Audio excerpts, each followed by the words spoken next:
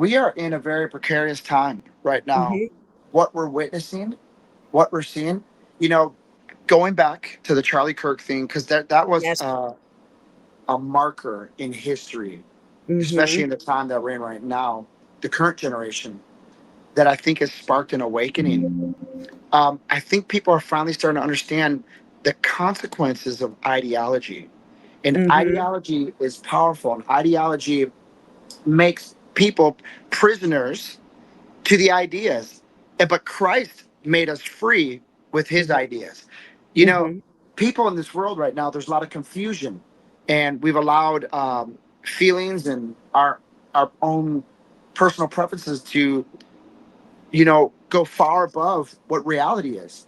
Yes. And I love how Charlie Kirk took a stand. I think, I've heard a lot of, this is my personal opinion. I've heard a Hmm. lot of preachers say, well, I don't agree with everything that Charlie Kirk did. I had to sit there and think about that. I actually agree with like 99% of things he said. Hmm. There was no escape for me on that issue because he was using the Bible as a foundation. Now, Yeah. obviously, Charlie Kirk was young. Maybe he was a little passionate, maybe a bit zealous, but the words were true. And anyways, not to make it about Charlie Kirk, but what I see that God used his life as martyrdom to spark an awakening. But I think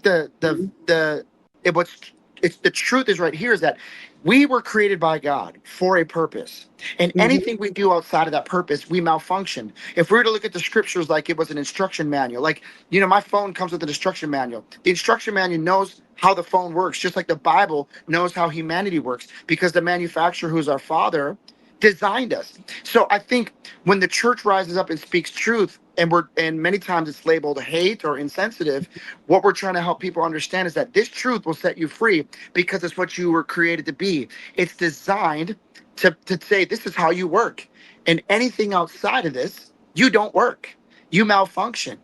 And I think that's why the church right now is getting a backbone to say we must speak truth Hmm. or humanity will keep malfunctioning. And what does malfunction look like? Broken marriages, broken homes, Amen. sons and daughters who don't have an identity, and sexual promiscuity, which Hmm. actually robs what true love is. So we're seeing a malfunction in society. But now that we rise up and we speak truth, it is setting people free.